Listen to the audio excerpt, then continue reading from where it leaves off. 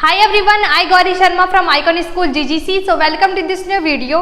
So कल अपना second chapter complete हो गया था जो कि था अपना स्टोन एज। ठीक है गाइस, सो हमने उस चैप्टर में पढ़ा था कि स्टोन एज को 4 चीज़ों में डिवाइड किया गया है। पहला है अपना पैलेलिथिक एज, दूसरा था अपना मेसोलिथिक एज, तीसरा था अपना नियोलिथिक एज और चौथा था अपना चाल्कोलिथिक एज। तो जो फर्स्ट के दो जो थे पैलेलिथिक एज और मेसोलिथिक एज वो हमने चैप्टर सेकेंड में स्टोन एज में पढ़ लिए थे, और बाकी के जो नियोलिथिक और चाल्कोलिथिक थे वो हमने उसमें नहीं पढ़े थे। वो जो बाकी के दो थे वो आज हम इस चैप्टर में पढ़ेंगे, चैप्टर 3 में। चैप्टर 3 का नाम है गैदर टू फार्मर। क्या नाम है?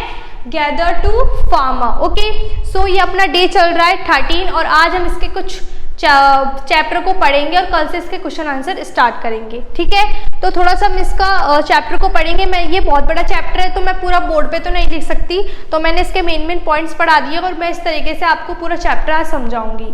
ठीक है गाइस, सो अपन थोड़ा सा इसका पढ़ते हैं बेसिक। तो बिटवीन 20,000 एंड 12,000 BC, 20,000 BC से लेकर 12,000 BC तक मैन लेड ए नॉमेडिक लाइफ। इंसान ने एक घुमक्कड़ जिंदगी जी है। ठीक है, 20,000 से लेकर 12,000 तक इंसान ने एक नॉमेडिक लाइफ जी है, मतलब एक घुमक्कड़ जिंदगी जी है।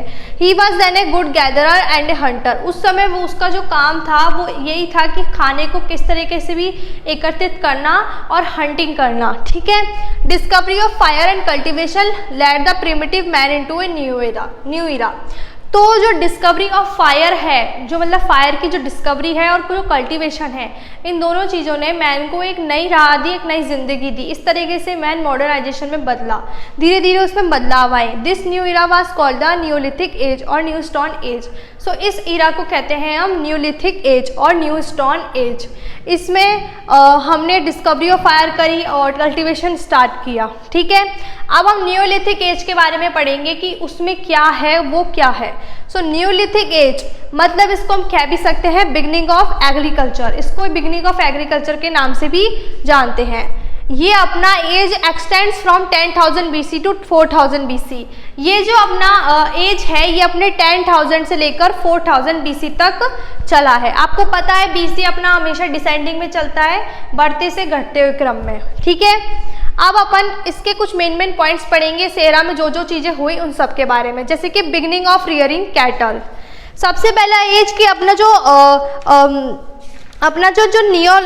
जो नियोलिथिक एज है। ठीक है, इस एज में बहुत सारे इन्वेंशन हुए, जैसे कि अपना डिस्कवरी ऑफ फायर हुई, बहुत ज़्यादा इम्पॉर्टेंट।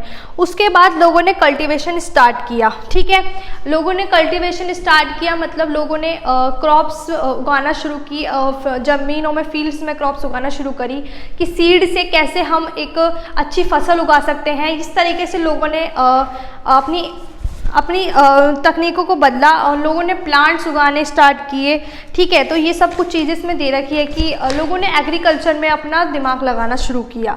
ठीक है, seeds and plants. Now caveman, और जो केवमैन कहा जाता है पहले के समय आदमी को, मतलब गुफाओं में रहने वाले आदमी, उन्होंने corn, vegetables and fruits and herbs harvest them. इन सभी को उन्होंने हार्वेस्ट किया। जो भी वेजिटेबल होती है, जो भी अपनी फल फ्रूट होते हैं और जो भी अपनी क्रॉप्स होती हैं उन सबको उगाना शुरू किया। उनको कैसे उगाते हैं, किस तरीके से उगाते हैं, सब कुछ उन्होंने सीखा और स्टार्ट किया। ठीक है, बिगनिंग ऑफ रियरिंग कैटल्स। अब अपना ये आता है मेन पॉइंट की बिगनिंग ऑफ रियरिंग कैटल्स क्या है। तो उस समय देखो, सबसे पहली बात, जब भी आपके दिमाग में न्यूलिथिक एज की बात होए तो आपको अपने दिमाग में हिट करना चाहिए बिगनिंग ऑफ एग्रीकल्चर। ठीक है, तो ये इंपॉर्टेंट है। उसके बाद है बिगनिंग ऑफ रियरिंग कल्चर, मतलब रियरिंग कैटल, मतलब लोगों ने डोमेस्टिकेट एनिमल्स करना शुरू किए। लोगों ने घर में जानवर रखने शुरू किए, जैसे कि domesticated dog, pig, goat, sheep, cattle, camel, donkey and horse. उसने इन सभी को डोमेस्टिकेट करना शुरू किया, सबको पालना शुरू किया। Domesticate animals like cattles and goats gave fresh milk, जैसे कि अपनी कैटल्स और गॉड्स हैं जो कि काव और ये सब है, ये अपने फ्रेश मिल्क देती हैं, तो इनको यूज़ में लिया। Horse's, bulls and were tamed for riding, carrying burdens and ploughing the fields. और जो कि अपने हॉर्सेज, बुल्स और कैमल्स है वो अपने राइडिंग में काम आते हैं और अपने खेत को जोतने में काम आते हैं। तो इस तरीके से इन्होंने इन्होंने जानवरों को रखना और उनसे काम करवाना सीखा। The dog guard the home, और जो कुत्ते हैं वो घर का ध्यान रखते हैं। Sheep gave wool for use during the winters, और जो भेड़ है वो अपन को वूल देती है। अपन शीप से वूल लेते हैं ना, तो विंटर्स में हमको ढकने के लिए वूल देती है। कैटल प्रोवाइड मैन्यूर फॉर इस crops and greatly increase the fertility of the soil. तो इस तरीके से इन्होंने जानवर पालने शुरू करे न्यूलिथिक एज में, और ये सभी हमको काम में देते थे। दूसरा है अपना invention of wheel. So neolithic age में एक बहुत बड़ा इन्वेंशन हुआ था जो कि है इन्वेंशन ऑफ व्हील। तो आपको ये याद रखना है कि इस तरह से कैसे इन्वेंशन हुआ। तो इसमें पूरा बताया गया है कि invention of wheel in the Neolithic as mean radical changes in the life of a man. तो न्यूलिथिक एज में जो व्हील का इन्वेंशन था ये एक तरीके से बहुत बड़ी डिस्कवरी थी, क्योंकि उसने पूरी मतलब जो मैन की जो लाइफ थी उस समय, जो लोगों की जो ज़िंदगी थी उसको पूरी तरह से बदला के रख दिया था। But no one know how the idea of wheel occurred in the mind of the early man. लेकिन ये कोई नहीं जानता कि इंसान के दिमाग के अंदर व्हील का आइडिया, चक्रे का आइडिया कैसे आया, कि किस तरीके से व्हील बनाया जाए। तो इसका आइडिया कोई नहीं जानता कि किस तरीके से इंसान के दिमाग में वो आया। हो सकता है लोगों ने, साइंटिस्ट ने ये आइडियाज़ लगाए हैं। It could be that the logs of wood might have rolled downwards from the mountain which gave the idea to wheel to him। सो हो सकता है कि लोगों ने ऐसे दिमाग लगाया है, कि साइंटिस्ट लोगों ने ऐसे कहा है कि इंसान के मन में हो सकता है इस तरीके से आया हो व्हील का, कि जब अपन देखते हैं एक पहाड़ होता है उसमें से पत्थर नीचे गिरते हैं, तो उस तरीके से उन्होंने सोचा होगा व्हील का आइडिया। तो रोल्ड जो स्टोन्स होते हैं उनको देख के शायद हो सकता है इनके माइंड में आया हो व्हील का आइडिया। लेकिन आइडिया से कोई मतलब नहीं है, लेकिन जो भी इन्वेंशन हुआ है वो हमारा बहुत इंपॉर्टेंट है। अब इस इन्वेंशन से क्या काम आएगा? The invention of wheel made man life easier. Invention of wheel ने लोगों की ज़िंदगी को सरल किया। With the help of wheel we began to make beautiful pots. वो ब्यूटीफुल पॉट्स बनाना सीखे, उन्होंने पॉट्स बनाए। और he use the wheel in horse carts and bullock carts. और व्हील को वो हॉर्स कार्ट्स और बल्लॉक कार्ट्स मतलब बैलगाड़ी में और घोड़ा गाड़ी में भी काम में लेते हैं। आप देखते हैं ना आज के ज़माने में हमें दिखते हैं बैलगाड़ी और घोड़ा गाड़ी के नीचे जो व्हील होते हैं वो, उन व्हील्स को इन्होंने इस तरीके से काम में लिया और उनसे पॉट्स बनाए, पॉट्स में कलाकृतियाँ करी और भी बहुत काम किए। तो व्हील ने इनकी लाइफ को और भी सिंपल कर दिया था और एक तरह से बहुत बड़ा इन्वेंशन भी था ये। तो अपन देख सकते हैं इस तरीके से अपने व्हील दिन बर दिन चेंज हुए। पहले ऐसे व्हील थे, ठीक है, उसके बाद ऐसे आए, फिर ऐसे और फिर लास्ट में अपने ये टायर जो अपने चलते हैं, मोस्टली हम देखते हैं गाड़ियाँ चलती हुई। तो इस तरीके से व्हील के हमारे इन्वेंशन हुए। दूसरा है अपना इन्वेंशन ऑफ पॉटरी। तो इन्वेंशन ऑफ पॉटरी ये भी बहुत ही इंपॉर्टेंट है। तो आपको पता है कि जब व्हील का इन्वेंशन हो गया है तो पॉटरी का तो आराम से हो ही गया होगा। लोगों ने व्हील का इन्वेंशन किया, उस तरीके से व्हील को समझा और फिर उस पर पॉट बनाने शुरू करे और उन पॉट को उन्होंने सेकना शुरू किया आग में, और आग में सेक के वो सही तरह से पॉट बनने शुरू हुए जिससे वो पानी में नहीं गल सके। तो पानी में नहीं गल सके इस तरीके से पॉट बनाना शुरू किया और उनको सीखा कि कैसे इनको रखा जाए। इस तरीके से लोगों ने पॉटरी सीखी, उन पर उन्होंने कलाकृतियाँ करी पॉट को जितना से जितना सुंदर बनाने के लिए। तो इस तरीके से अपनी पॉटरी की इन्वेंशन हुई। बिगिनिंग ऑफ सेटल्ड लाइफ, इस तरीके से अपने दिन ब दिन एक और चीज़ है बेटर टूल्स नाउ।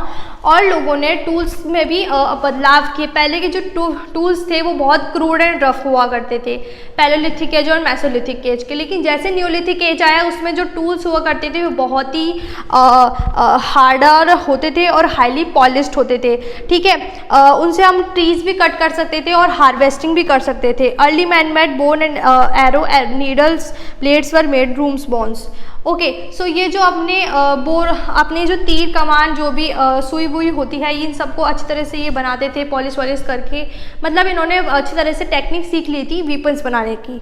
तो पैलेलिथिक एज में भी जो भी टूल्स हमें पाए गए हैं, न्यूलिथिक एज के भी जो भी टूल्स पाए गए हैं उनके बारे में बताया कि कहाँ कहाँ पाए जाते हैं। जैसे कि महारगढ़ जो कि पाकिस्तान में अपना, बुरजहान एंड गुफ कजराल जो कि अपना जम्मू कश्मीर में है, चिरंड जो भी अपना बिहार में है, और पीखीलाल जो कि अपना कर्नाटक में है। तो इन जगह पे हमें न्यूलिथिक एज के वेपन्स मिले हैं, ठीक है। तो अपने इस तरीके से वेपल्स के बारे में बताया गया। फिर उसके बाद आता है बिगनिंग ऑफ सेटल्ड लाइफ। इस तरीके से लोगों ने अपने इन्वेंशन किए, उनसे काम करना सीखा, एग्रीकल्चर सीखा, डिस्कवरी ऑफ फायर हुई, व्हील बनाना सीखा, पॉटरी सीखी, वेपन सीखे। इस तरीके से लोग झुंडों में रहते थे। आपको पता है पहले के ज़माने के लोग झुंडों में इसलिए रहते थे क्योंकि बहुत ही जंगली जानवर हुआ करते थे, तो उनसे बचने के लिए वो झुंडों में रहते थे। तो इस तरीके से बड़े बड़े झुंडों में लोग रहने लगे और इस तरह से गाँव बसने लगे, एक सेटल लाइफ ज़िंदगी में आने लगी और इस तरीके से अपने विलेज भी बनते चले गए। विलेज में बताया गया है कि अपने उस समय में जो भी घर बनते थे वो ऐसे बनते थे, मिट्टी के घर बनते थे, ऊपर से उनको घास फूस से ढक दिया करते थे, उसमें बस एक ही कमरा होता था और वो गोल गोल कमरे होते थे। ठीक है, तो इस तरीके से अपने ये न्यूलिथिक एज के घर हैं जो हमने बताया गया हमारी बुक में। तो आप ये बुक को लेके आइए और इसको पढ़िए, इससे आपको पूरी नॉलेज मिलेगी कैसे अपना चैप्टर चल रहा है। ठीक है, ये अपना यहाँ पे खत्म हो जाता है न्यूलिथिक एज। अब अपने आते हैं चाल्कोलिथिक एज पे, जो कि है कॉपर स्टोन एज, जिसको अपन कॉपर स्टोन एज के नाम से जानते हैं। ये जो एज है अपना, ये अपने 4000 BC से स्टार्ट हुआ है।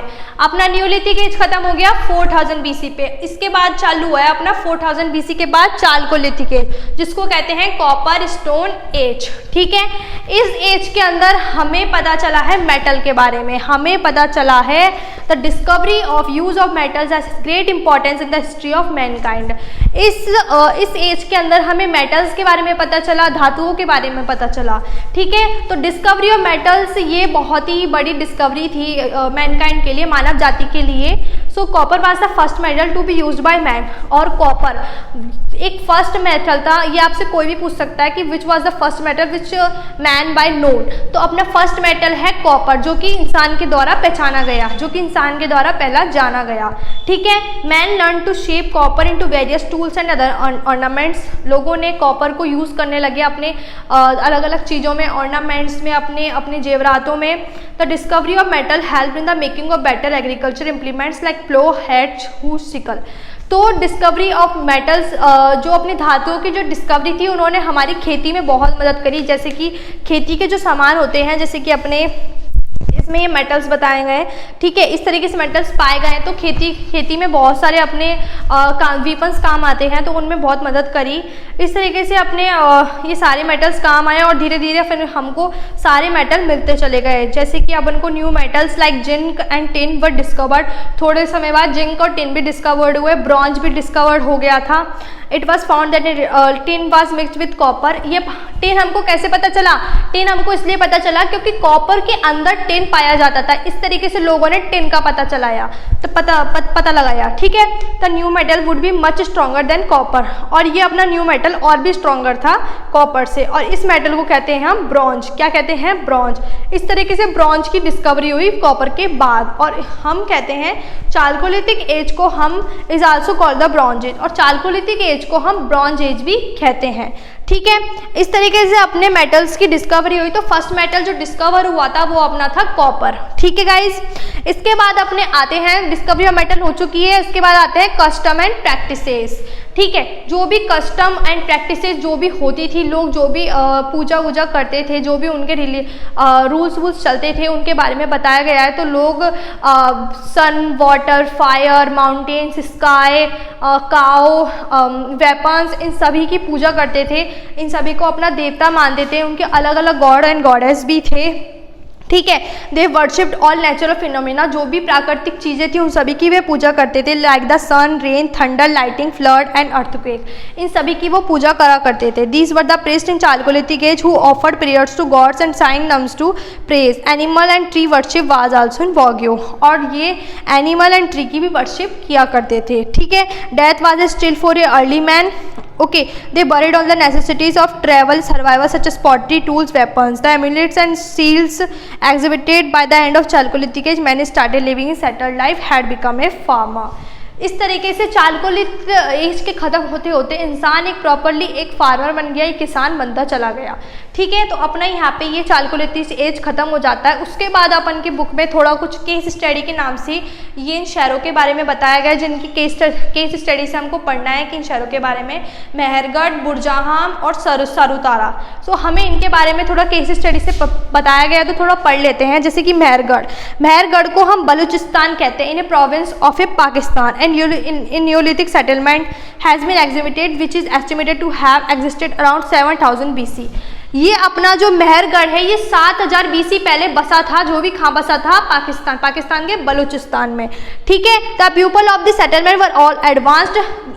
अब आप ये सोचिए कि केस स्टडी अलग से इन शहरों के बारे में क्यों दिया गया है बुक में इनके बारे में इसलिए दिया गया है क्योंकि ये तीनों शहर एडवांस्ड है, बहुत ही इनने नाम पाया होगा, बहुत ही इनमें खोजे हुए होंगी और उस समय की इनकी बहुत चीज़ें मिली होंगी, इस वजह से इनके बारे में केस स्टडी से अलग से दिया गया है, तो इनको अच्छी तरह से पढ़िए। ठीक है, तो people of this settlement were all advanced. उस समय के जो लोग थे वो बहुत ही एडवांस थे। They grew man crops like wheat cotton barley. उस समय के जो लोग थे उन्होंने देखिए वीट कॉटन बियरली इन सभी को उगाया, इन सबको उगाना सीखा। Farmers had cattle sheep God lived in mud brick houses. और उस समय के जो किसान थे उनके पास मकान भी थे, मतलब एक झोपड़ी भी थी और उनके पास कैटल्स भी थे। Glaze pens beads decor figures and decorated comments are produced. और उन्होंने अपनी पॉटरी वॉटरी और अपने घरों को सजा भी रखा था। तो उस समय के लोगों के कुछ एविडेंसेस मिले हैं, इसलिए बताया गया है। बुर्जा होम के बारे में बताया गया है। Burzahom was the first Neolithic site is to be discovered in Kashmir. तो बुर्जा होम हमारी फर्स्ट न्यूलिथिक साइट है जो कि कश्मीर में पाई गई। तो ये बहुत इंपॉर्टेंट क्वेश्चन बन सकता है कि कौन सी वो फर्स्ट साइट है जो न्यूलिथिक एज में फर्स्ट टाइम पाई गई। तो वो थी अपना बुर्जा होम, जो भी कहाँ पाई गई, कश्मीर में।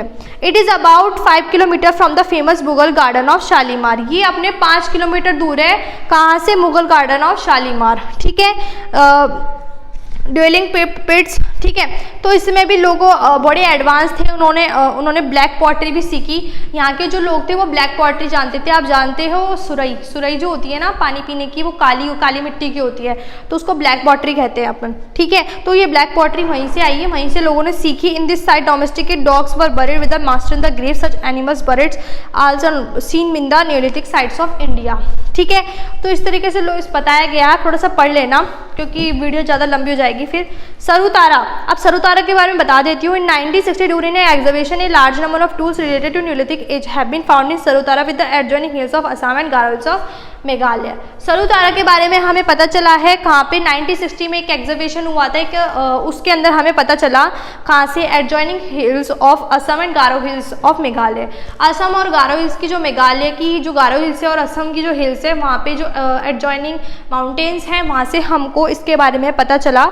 तो a large number of stone implements have been found in places such as Khowai, Howrah, Maunpur, Jirania, Agartala and Tilmana. In Garo hills a large number of materials related stone age have been discovered as okay. तो इसमें सब कुछ ये बताया गया है कि सारुतारा में भी कुछ एविडेंसेस एग्जीबिशन मिले 1916 में, जो कि अपने असम हिल की हिल्स और गारो हिल्स ऑफ मेघालय, वहाँ पे उनको ये सब कुछ मिले, स्टोन एज के कुछ एविडेंसेस। सो इस तरीके से अपना ये चैप्टर यहाँ पे ख़त्म होता है और स्टोन एज पूरा अपने चारों जो पार्ट है वो अपने यहाँ कवर हो जाते हैं। बाकी के जो फर्स्ट के जो 2 पार्ट है वो अपने सेकंड चैप्टर में हो गए थे स्टोन एज में, और जो बाकी के 2 पार्ट है वो अपने थर्ड चैप्टर गैदर टू फार्मन में हो गए। ठीक है गाइस, तो कल से हम अपने क्वेश्चन आंसर स्टार्ट करेंगे। Meet you in the next video, till then bye. और आज का होम असाइनमेंट आप जानती है, कल तक जो होमवर्क करवाया था उसको कंप्लीट करना है जल्द से जल्द, क्योंकि कल से अपने क्वेश्चन आंसर स्टार्ट हो जाएंगे इसके। सो तब तक के लिए bye, meet you in the next video.